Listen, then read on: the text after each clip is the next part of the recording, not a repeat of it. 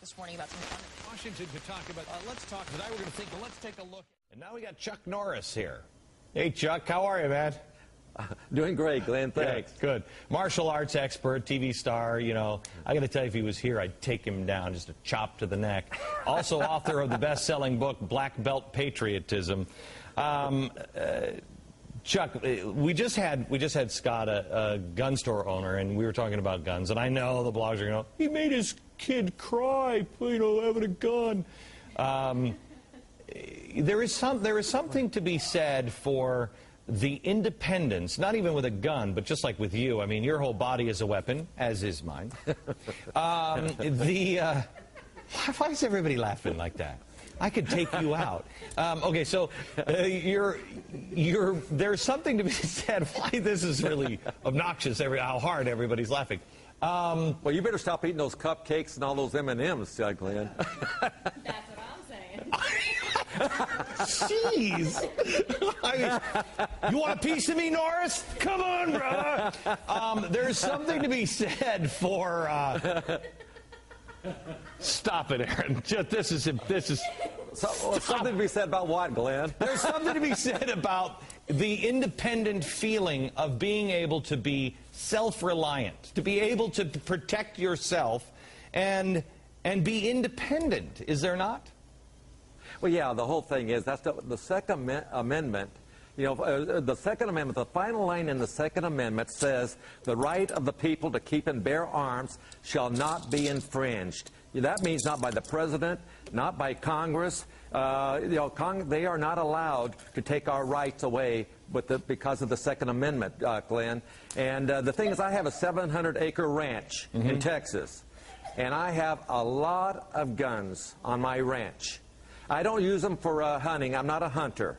But the thing is, it's for protection, and the Second Amendment was designed for tyranny against the government. If the government decided to become a tyrannical government, our guns are to protect us against that, and that's really what the Second Amendment's all about, Glenn. You know, here's the thing, Chuck, that, you know, the government doesn't want us to have weapons, and yet they have weapons. I think the biggest weapon they have is the IRS.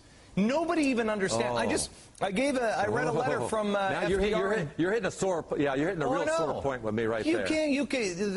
They can use taxes as a weapon, and the IRS code that you can't even figure out. Am I wrong on that?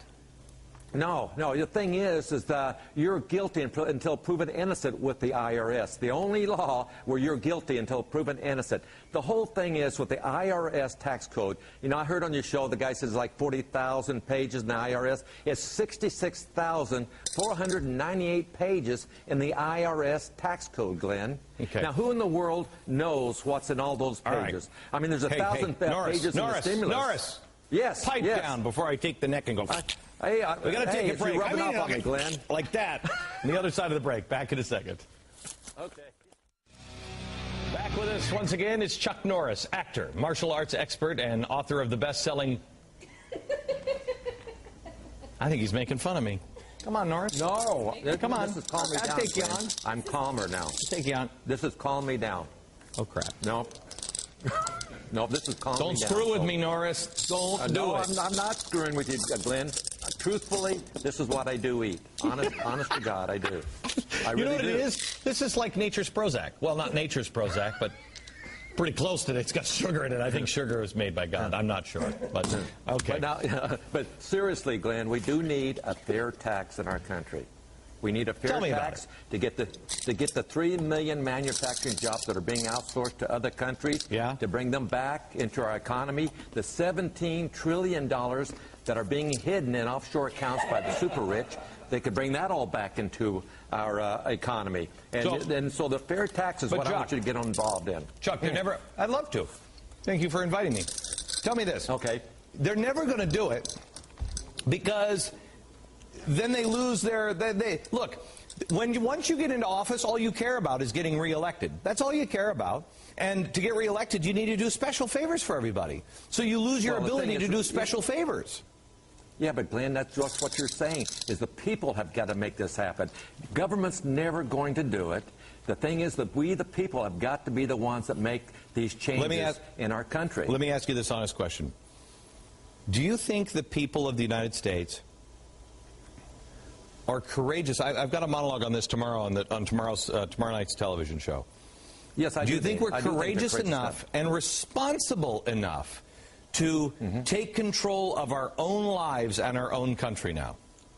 Well, the thing is, why is your show such a high-rated show, Glenn? Because the people are concerned about what's going on in our country. They're listening to you. You're our crusader.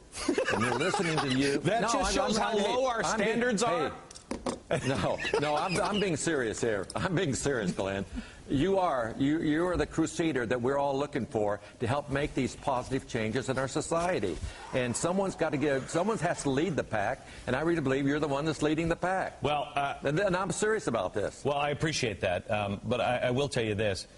I talked to my radio audience today about this, that everybody has to find their own voice, because we are entering times where you have to know as an individual what you believe in, and you've got to unite with your own family and neighbors and everything else. You know, we're doing a special on March 13th on the yes, I do know, on the yes, values and the principles. That's what you just need to bring your neighbors together. You need to bring your friends together, and you need to start meeting and talking about the news and how to solve the problems that we're facing, and what do we do to be able to restore our country. Well, the thing is that we have to lead these people toward that, Glenn. The thing is you know, we've had such poor leadership for so long in our country that we've got to get back to some strong leadership that believe in the same principles we do, Glenn, and we don't have that yet. And that's why, you know, I have a joke, Glenn. You know, these Chuck Norris facts that are circulating throughout the world. I don't know. One of the Chuck Norris, you ever heard of them? No. Yes, I have. Yes, I have. I hear your tears cure cancer. Too bad you don't cry. No. Listen, Chuck, America's not a democracy; it's a Chuck-tatorship. Now, if that was true, I would go to Washington. I'd line up every member of Congress. And I have Ron Paul, who I believe is one of the more honest men in Washington. I say, Ron, point out the honest politicians and the dishonest politicians. I don't know that. And as we're walking down the line, he say he's honest, he's honest. Now he's dishonest. I'd walk up to him and I say, you're fired. And if he didn't move immediately, I'd choke him unconscious and drag him over to the pile. Okay, all right. Chuck Norris, thanks a lot. We'll talk to you again, my friend.